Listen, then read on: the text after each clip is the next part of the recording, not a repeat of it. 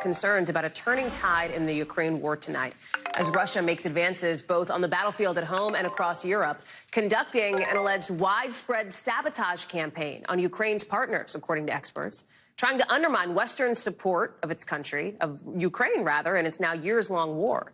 It's all playing out in just the last several months. An arson plot on a Ukrainian-linked warehouse in the UK. In Germany, an allegedly Russian-backed scheme to blow up or set fire to military bases.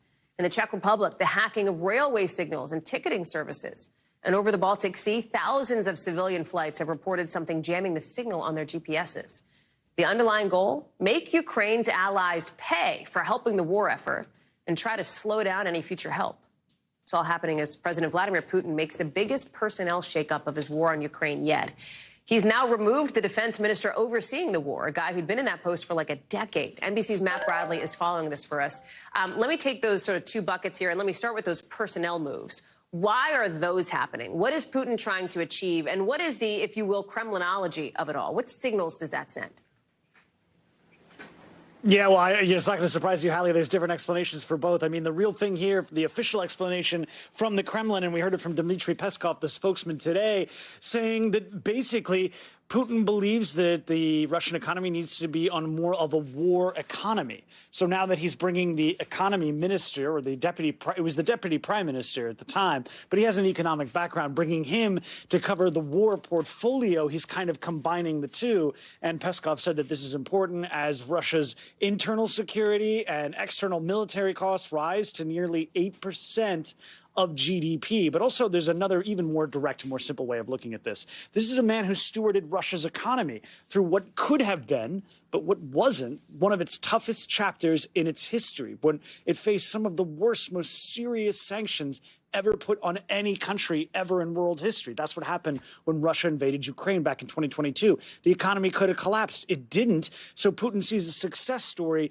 in this man for stewarding the economy. Now look at Sergei Shoigu, the Minister of Defense. He has not been so successful. This war was supposed to be a breeze. The Russian troops were supposed to put Ukraine on its back within hours or days. They were widely lauded, including by people like me who were there at the time, as the second most powerful military in the world. And so far, it's been caught in just gridlock in the eastern part of the country, even though that's been changing, as you mentioned, over the past couple of days. But really, Shoigu hasn't been a success. He's being replaced by a man who was. It can be as simple as that. Then there's this sabotage campaign, this idea that Russia is trying to make Ukrainian allies feel the pain a little bit for not supporting Russia here. Talk us through that.